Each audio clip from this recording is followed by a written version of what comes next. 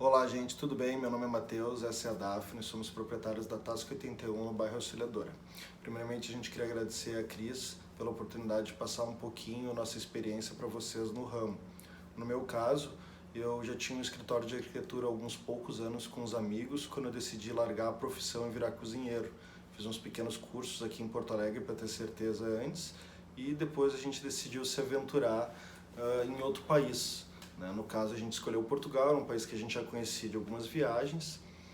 E assim que eu cheguei lá, eu percebi que a gastronomia deles não é simplesmente bacalhau. Eles têm uma história milenar, não diferente a gastronomia seria, cheia de influências, tanto europeias como asiáticas e africanas, que forma toda a gama de gastronomia deles. Bom, estudei, trabalhei lá durante um tempo.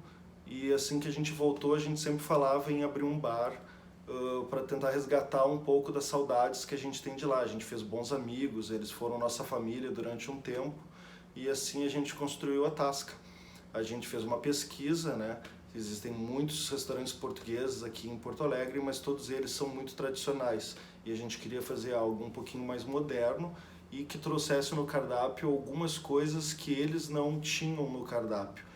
Então, a gente fez nossas pesquisas, montamos um cardápiozinho, a gente decidiu virar um bar com influência, tiramos o tradicional, com perdão dos antigos, e chegou na Tasca.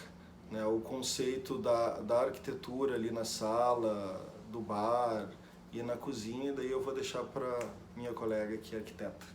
Olá, pessoal. Olá, Cris. Então, para a gente conseguir transformar essa saudade em uma coisa visual ali no Tasca, a gente usou também de pesquisa, óbvio, mas a gente usou principalmente de criar um elemento, criar uma atmosfera que ela fosse um pouco carregada, ela não fosse muito clean, porque um país que tem uma história muito grande, é isso que nos remetia a que aquela história tivesse presente, e um lugar cheio de história é um lugar cheio de coisas, na maioria das vezes. Então a gente começou a pensar que tudo poderia remeter, desde os quadros que vão na parede, a gente optou por escolher só fotógrafos portugueses, isso já foi uma outra pesquisa. A gente começou a usar referência daquelas sacadinhas, elementos de coisas penduradas, coisas que remetiam ao dia a dia do que a gente via lá. Então tudo que a gente pôde fazer de pendurar, de colocar e ter uma liberdade de que esse lugar ele é vivo. Como a gente está construindo uma história que começou há uns 3 anos atrás e ela tende a se propagar, esse lugar tinha que ser livre e não engessado, para que a gente pudesse cada vez mais ir agregando elementos. Então ele tem que ter um lugar que tem essa liberdade de ir agregando elementos, e quanto mais elementos, mais vai parecer que a gente está ali há 1 milhão de anos, que é mais ou menos como as tascas em Portugal se parecem, que elas estão ali há 1 milhão de anos, com 1 milhão de coisas que estão ali há 1 milhão de anos.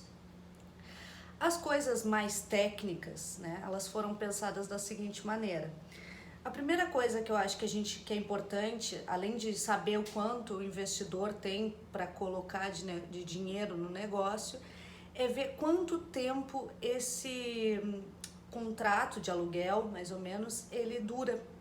E nesse sentido, você tem que ver quanto esse negócio é possivelmente rentável para que esse investimento ele se pague durante o contrato de aluguel. Isso é uma questão bem técnica. Então, assim, vale usar da criatividade. Ali no Tasca a gente fez muita coisa por a gente mesmo, com spray, com cartolina grampeadora, a gente foi colocando para minimizar os custos, ao mesmo tempo que a gente entendia que a decoração, que os elementos soltos são muito importantes para que não tenha aquela cara de lanchonete de franquia, Então, para que seja um lugar pessoal, acolhedor, esses elementos são muito importantes. E as pessoas às vezes esquecem, acham que depois do processo de marcenaria o resto tudo é gasto, que não precisa, e precisa muito. Então a gente primeiro focou em fazer os orçamentos bem certinhos, fazer tudo o que precisava de técnico na cozinha, e sempre pensando que ia ser preciso imprimir essa atmosfera, porque no fim das contas é isso que vende. Lembrando que a casa ali era um salão de beleza, não tinha sistema hidráulico que tem hoje, de torneira, de ralos no chão que são necessários. Então a cozinha, por exemplo, ela foi totalmente feita do zero. Não existia cozinha ali. Nesse sentido, para quem não tem ainda uma experiência, eu já vinha trabalhando antes de ir para essa área bastante com comercial. Mas para quem não tem essa experiência, é legal falar com o chefe de cozinha, com o chefe de bar, com quem vai organizar essa parte, para a gente entender qual é o fluxo, o que vai ser produzido nessa cozinha, porque é muito difícil tu fazer negócios genéricos, que tu não sabe o que vai ter ali. Isso impacta tanto na parte de tu criar os circuitos elétricos, hidráulicos. A gente precisa saber o que vai ser feito. A gente precisa conversar com quem faz se a gente não sabe exatamente como fazer. No caso, se for fazer um projeto, as normas da Anvisa ajudam bastante, mas elas são muito rasas em como uma cozinha funciona, por exemplo. Tu sabe que tu precisa seguir o máximo possível que a Anvisa pede, né? Isso vai gerar um custo e às vezes tu não consegue fazer 100% de tudo. Ao mesmo tempo que é importante falar com um profissional da área para saber como funciona o serviço da cozinha.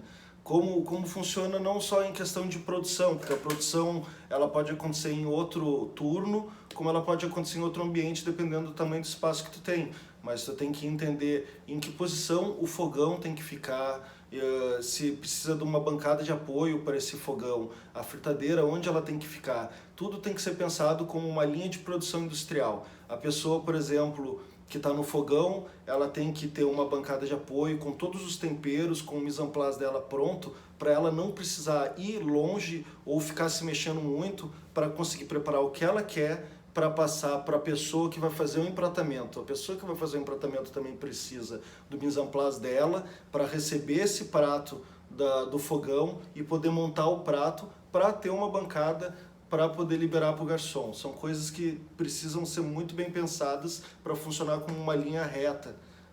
Outra coisa assim, então, só para finalizar, né, já que o vídeo tem um tempo, a gente não quer extrapolar,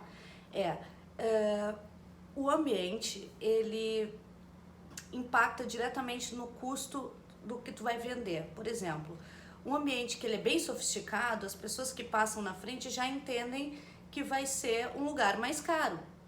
Agora, você não vai pagar muito caro se for um lugar meio mequetrefe, assim, meio feinho. O lance é você pensar num meio termo bem bacana, porque ele não pode ser muito opulento, que assuste as pessoas que pensam, eu não vou entrar ali porque ele é muito caro.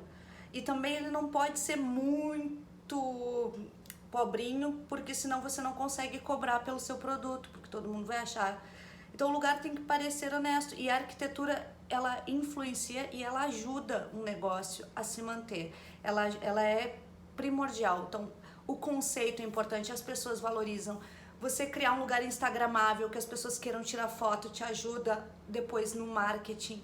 Te ajuda porque as pessoas vão tirar foto, vão te marcar, e isso é um gasto a menos. Você não precisa fazer isso porque as pessoas já vão estar fazendo isso. Então, eu acho que para a questão de interiores, as pessoas compram um pouquinho do temático, do interiores de espaços comerciais, elas compram um pouquinho do temático, em específico bares e restaurantes, elas gostam de detalhes, de foto. Hoje em dia as pessoas tiram foto do prato, a apresentação do prato é importante, a apresentação do drink é importante, a apresentação do lugar é importante, e criar esse climinha é muito importante. Gente, eu acho que essa era a contribuição que a gente podia dar em relação ao que foi feito. Tem muita coisa ali no Tasca que eu poderia falar sobre que os quadros são de fotógrafos portugueses, que a adega é baseada numa gaiola pombalina, que os livros da estante são de autores portugueses, quadros que a gente às vezes esconde com umas mensagens engraçadas. Mas esses são os detalhes que cada um, na hora de projetar, vai fazer a sua piada, vai fazer o seu charme do lugar, né? O nosso foi esse. Tchauzinho para todos. Até mais. Uma boa aula para vocês. Exatamente. Até mais, gente.